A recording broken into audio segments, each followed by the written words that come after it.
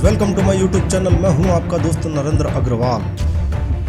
दोस्तों, कई कहानियां, कई किस्से ऐसे होते हैं जिनकी छाप हमेशा के लिए हमारे दिल पर, हमारे दिमाग पर छप जाती है।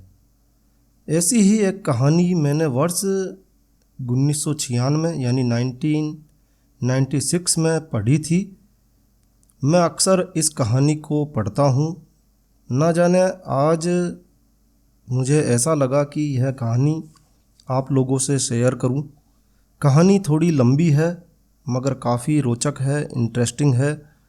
मैं इस कहानी को हूबहू केवल पढ़ रहा हूं। इस कहानी में मेरा कोई योगदान नहीं है। यह कहानी मूल रूप से अंग्रेजी की कहानी है जिसे जॉन गाल्सवर्दी ने लिखा है और डॉक्टर भवानीलाल भारती ने इस कहानी को हिंदी में अनुवादित किया है। इस कहानी का सारा श्रेय इन्हीं को दिया जाना उचित है। दोस्तों, मेरी आपसे विनती है, बड़ी ही रोचक मार्मिक कहानी है। कृपया इस कहानी को अंत तक अवश्य सुनें। तो आइए कहानी शुरू करते हैं। कहानी का टाइटल शीर्षक है कारीगरी। अपनी युवा अवस्था से ही मैं उसे जानता था। वह मेरे पापा के जूते बनाया करता था।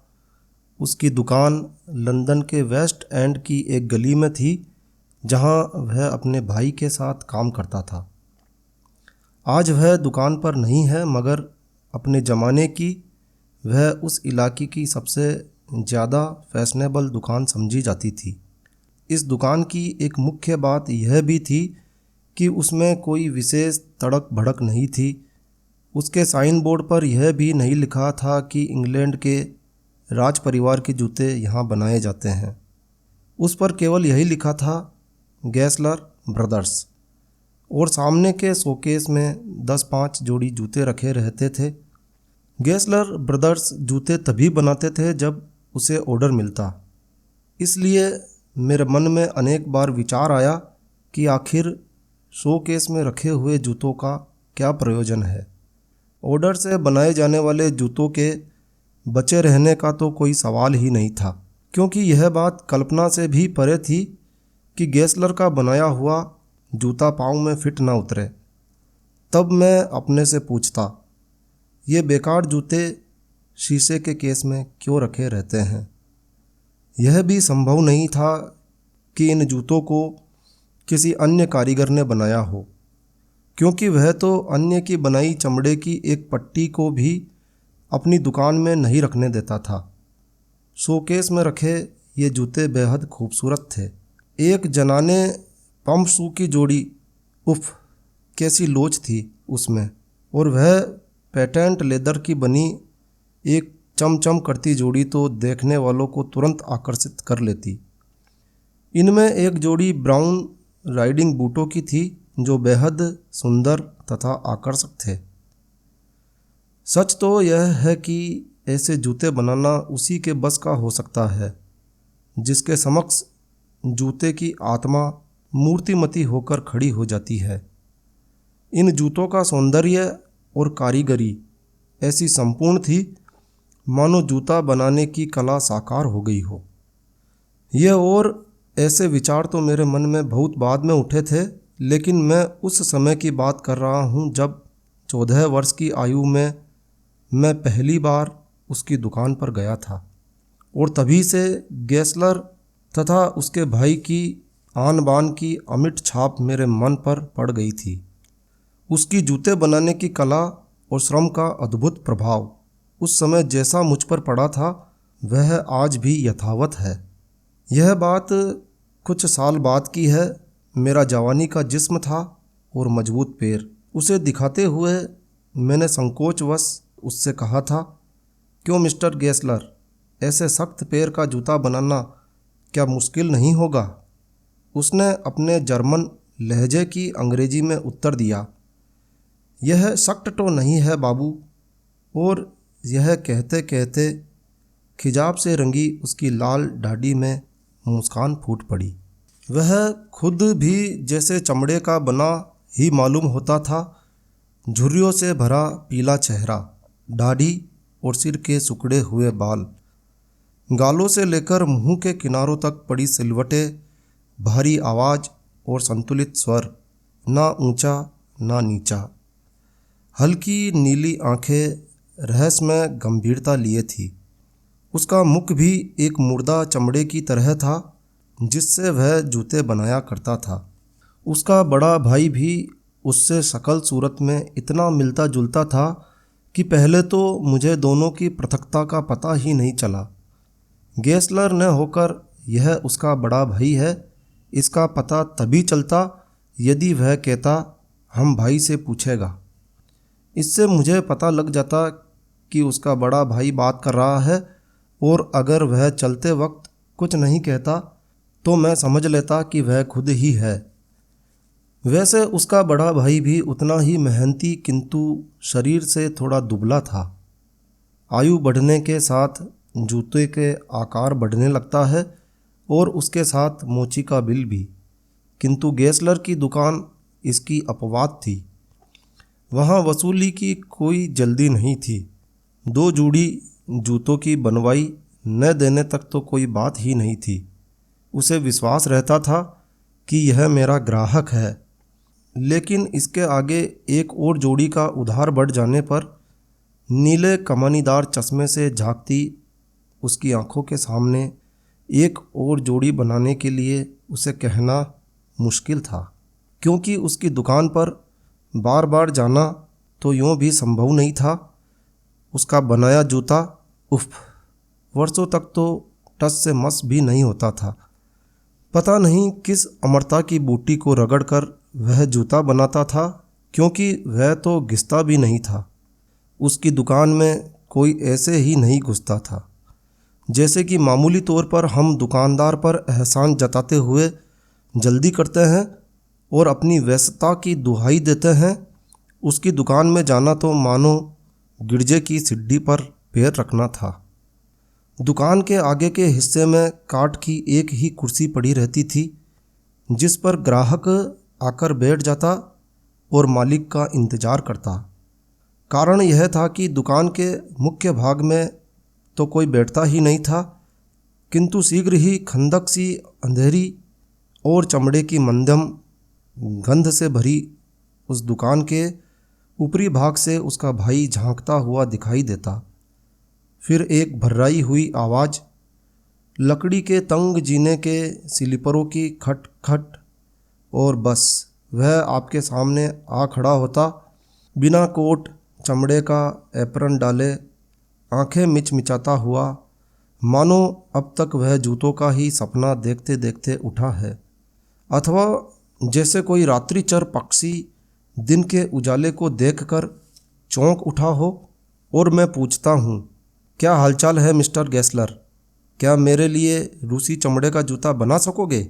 बिना एक शब्द बोले वह दुकान के भीतर चला जाता और मैं इस काठ की पुरानी कुर्सी पर बैठा बैठा उसके व्यापार की खुशबू सूंघता रहता हूँ। कुछ मिनटों बाद वह लौटता है, नीली उभरी नसों वाले हाथों से चमड़े का टुकड़ा लिए हुए। इस टुकड़े पर नज़र गड़ाए गड़ाए वह उसी जर्मन लहजे में कहता है, कितना खूबसूरत है। मैं उसके कथन से सहमति प्रकट करता हूँ। वह फिर बोलता है, कब चाहता है तुम? मैं कहता हूँ, अगले पखवाड़े में देने से चलेगा। किंतु वह न होकर यदि उसका भाई हुआ तो कहता, हम भाई से पूछकर बताएगा। तब मैं उठकर चल देता हूँ, अच्छा धन्यवाद, गुड बाय। वह भी गुड बाय कहकर उत्तर देता है, किंतु अपने हाथ में लिए चमड़े को एक टक निहारता है, मानो कोई अनमोल वस्तु उसके हाथ में है। और जैसे ही मैं लौटता हूँ, वह जीने के स्लीपरों पर खटपट खटपट करता हुआ लकड़ी के तंग जीने से पुनः अपने जूतों के स्वर्ग में पहुँच जाता है। लेकिन अगर कोई नए फैशन का जूता हुआ जैसा उसने अब तक मेरे लिए नहीं बनाया है, तब वह ज़रूर कुछ तकल्लुफ़ और कायदे बरतता था। मेरे पैर से जूता खुलवाकर वह उस जूते को हाथ में ले लेता जिसका विधाता वह स्वयं ही था। उस जूते को वह स्नेह, समालोचना तथा ममता भरी दृष्टि से निहारने लगता है और उस स्वप्रिल सौंदर्यमय लोक में चला जाता है जिसे उसने उसे बनाते हुए देखा था, और साथ ही वह इस पर रोष तथा दुख भी प्रकट करता, मानो कह रहा हो कि इसे पहनने वाले को तो जूता पहनने की तमीज़ तक नहीं है और उसने उसकी कारीगरी की कोई कद्र भी नहीं की है। फिर पतले कागज़ के टुकड़े पर वह मेरा पैर रखता और अपनी घिसी पेंसिल से जूते का नाप तैयार करता। तब उसकी कांपती अंगुलियां मेरे पंजे को छूकर निकलती तो मुझे लगता मानो वह मेरे पैर की ठीक ठीक ज़रूरत को महसूस करना चाहता है। मैं उस दिन को कभी नहीं भूलूंगा जब मुझे एक बार उसे उल्हाना देने का अवसर मिल गया। मैंने कहा, जानते हो मिस्टर गेस्लर, वह जूता जो तुमने सवेरे घूमने के लिए बनाया था चटक गया। यह सुनकर वह थोड़ी देर तो अवाक होकर मुझे देखता रहा और कोई जवाब नहीं दिया, मानो मुझसे कह रहा हो कि यह हो ही नहीं सकता, तुम्हें अपनी शिकायत वापस लेनी चाहिए या फिर सब हकीकत ठीक ठीक बताओ। कुछ देर बाद बोला, चटकना तो नहीं चाहिए था, लेकिन वह तो चटक गया। बिना अच्छी तरह पहने तुमने उसको पानी में भिगो दिया था, नहीं तो? मैंने तो ऐसा नहीं किया।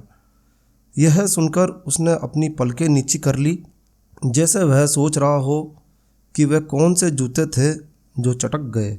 किंतु मुझे फिर अफसोस हुआ कि मैंने व्यर्थ ही यह सब कहकर इस बेचारे का दिल दुखा दिया।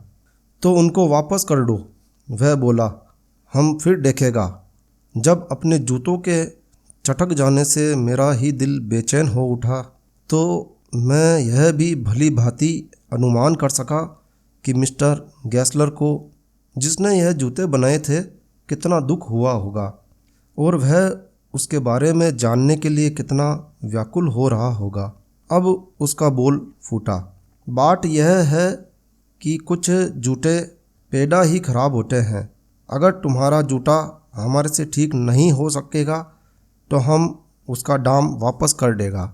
एक बार की बात है, मुझे एक नया जूता जल्दी चाहिए था, इसलिए मैंने एक बड़ी दुकान से खरीद लिया।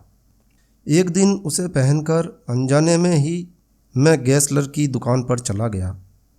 उसने मेरे जूते का ऑर्डर तो ले लिया, लेकिन नमूने का कोई चमड़ा नहीं दिखाया, जैसा वह सदा करता था। उसकी आंखें मेरे फैक्ट्री में बने इन जूतों पर गड़ी थी। आखिर उससे रहा नहीं गया तो बोल पड़ा, यह जूता तो हमने नहीं बनाया है।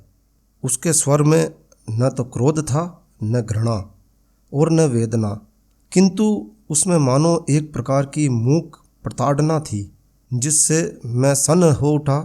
इसके बाद उसने मेरे बाएं पैर के जूते की जगह, जो केवल फैशन के लिए कुछ खूबसूरत बनी हुई थी, अपनी उंगली दबा दी और कहा, तुमको यहाँ काटता है? यह बड़ी दुकान वाला अपने इज्जत का भी ख्याल नहीं करता, बिल्कुल रद्दी। इसके बाद वह बहुत सी कड़वी बातें कह गया, मानो भीतर की घुटन बांध तोड़कर बह निकली हो। आज पहली बार मैंने उसके मुंह से जूतों के व्यापार की खराब हालत और मुसीबतों के बारे में विस्तार से सुना। उसका कहना था, वह बड़ा बड़ा कंपनी विज्ञापन से पैदा करता है, अपने माल की अच्छाई या मेहनत से नहीं। इसी का नतीजा है कि अब हमारे पास काम बिल्कुल नहीं है और दिन दिन कम होता जाता है। और आज उसके चेहरे की झुर्रियाँ अधिक सघन हो गई थी। विकट संघर्ष और व्यवसाय जन्य प्रतियोगिता में उसकी असक्षमता उसकी व्यथा को साकार कर रही थी। यथासंभव मैंने उसे यह समझाने की कोशिश की कि किन मजबूरियों में मैंने वे जूते खरीद लिए थे, पर उसकी वह दयनीय मुख आकृति तथा कुंठित स्वर मुझ पर इतना हावी हो गया कि थोड़ी देर में मैंने उसे कई जूतों का ऑर्डर दे दिया। गेसलर ने ऑर्डर के मुताबिक जूते तैयार कर दिए। बहुत चलने फिरने पर भी ये घिसे ही नहीं। उफ, ये जूते तो पहले वाले जूतों से भी ज़्यादा चले। और सच पूछो तो 2 बरस तक जूते बनवाने वेस्ट एंड के उस जर्मन मोची के पास मुझे जाना ही नहीं पड़ा। लेकिन एक दिन जब मैं उधर गया तो उसकी 2 दुकानों में से एक पर किसी दूसरे के नाम का साइन बोर्ड लगा था। थी तो यह भी जूतों की दुकान, और इस पर राजवंश के जूते यहाँ बनाए जाते हैं, यह वाक्य अंकित था। परंतु इस दुकान के शोकेस में पूर्ववत जूतों की नई जोड़ियाँ नहीं थी। उधर गेसलर के पास वाली दुकान अधिक अंधेरी, छोटी तथा खाई की भांति लगती थी। चमड़े की गंध और भी घनीभूत हो गई थी। काठ की कुर्सी तो वहीं पड़ी थी। मैं उस पर जाकर बैठ गया, लेकिन पहले के अनुभव के विपरीत अधिक देर से एक शक्ल ने ऊपर से झांका और फिर लकड़ी की स्लीपरों पर खटपट की आवाज़ करता हुआ गेसलर मेरे सामने आकर खड़ा हुआ। जंग लगी नीली कमानी के चश्मे से मुझे घूरता हुआ बोला, मिस्टर है ना? हाँ हाँ, मैं ही हूँ। मैंने हिचकिचाकर कहा, पर मिस्टर गेसलर, आपके बनाए जूते तो तोड़े नहीं टूटते। देखो, अभी तक तो इनकी सूरत भी नहीं बिगड़ी है। कहकर मैंने अपना पैर आगे बढ़ा दिया। उसने एक नज़र से मेरे जूतों को देखा। हाँ, उसने कहा, पर लोग तो अच्छा जूता नहीं चाटा है। उसकी कड़ी नज़र और शिकायतों से बचने के लिए मैंने जल्दी से पूछा, लेकिन तुमने अपनी दुकान का क्या हाल कर डाला है? उसने शांति से उत्तर दिया, बहुत खर्च होता था। क्यों, तुमको जूता चाहिए? मैंने तत्काल 3 जोड़ी जूतों का ऑर्डर दे दिया। हालांकि मुझे ज़रूरत सिर्फ 2 ही जोड़ी की थी और वहाँ से चल दिया। गेसलर भाइयों में अद्भुत समानता थी। उस दिन की बात है, दुकान में उसका बड़ा भाई ही था जो मुझे दिखाने के लिए चमड़े का एक टुकड़ा हाथ में हिलाते हुए आया। कहो मिस्टर गेसलर, अच्छे तो हो? हाँ, अच्छा तो हूँ, उसने उत्तर दिया, पर हमारा बड़ा भाई मर गया। और तब मैंने समझा, अरे यह तो वह नहीं है। किंतु अब कितना बूढ़ा और ढला हुआ लगता है। पर इससे पहले मैंने कभी उसे अपने भाई के बारे में कुछ कहते नहीं सुना था। यह सुनकर मुझे अचंभा हुआ और धक्का भी लगा। मैंने धीरे से कहा, उफ़, बड़े दुख की बात है। हाँ, उसने उत्तर दिया, बहुत अच्छा आदमी था, बहुत बढ़िया जूता बनाता था, पर मर गया। और उसने अपनी खोपड़ी के बीच हाथ रख लिया, जहाँ से उसके बाल बहुत कुछ उड़ चुके थे, ठीक वैसे ही जैसे उसके बड़े भाई के उड़ गए थे। उसके संकेत से मुझे लगा जैसे वह अपने बड़े भाई की मृत्यु का कारण बता रहा हो। वह दूसरी दुकान के खोने का सदमा नहीं सह सका। तुमको जूता चाहिए? कहकर उसने हाथ वाले चमड़े का टुकड़ा मेरी तरफ बढ़ा दिया और कहा, कितना खूबसूरत है। बिना कुछ कहे मैंने कई जूतों का ऑर्डर दे दिया। बहुत दिनों बाद वह बनकर आए। मेरे इतने अच्छे जूते उसने कभी नहीं बनाए थे। वे फाड़े नहीं फट सकते थे, तोड़े नहीं टूट सकते थे। कुछ दिनों बाद मैं लंदन से बाहर चला गया। 1 वर्ष से अधिक बाहर रहकर मैं लंदन लौटा और सबसे पहले मैं जिस दुकान पर गया वह गेसलर की ही थी। मैं एक 60 वर्ष के बुढ़े को छोड़कर गया था, किंतु लौट कर आया तो एक 75 वर्ष के वृद्ध को देखा, विदीर्ण, क्लांत और प्रकमित। इस बार तो उसने मुझे सचमुच नहीं पहचाना। मैंने दुखित होकर कहा, जबकि यह तो उसके लिए खुशी की बात थी, मिस्टर गेसलर, ओह, तुम्हारे वे जूते तो बहुत ही बढ़िया निकले। देखो ना, मैं लगातार यही जूता बाहर सफ़र में पहनता रहा और अभी तक ये आधे भी नहीं घिसे हैं, है ना? काफ़ी देर तक वह मेरे जूतों की तरफ टकटकी लगाए देखता रहा। वही जूते जो रूसी चमड़े से बने हुए थे, और उसकी मुद्रा स्थिर और गंभीर हो गई।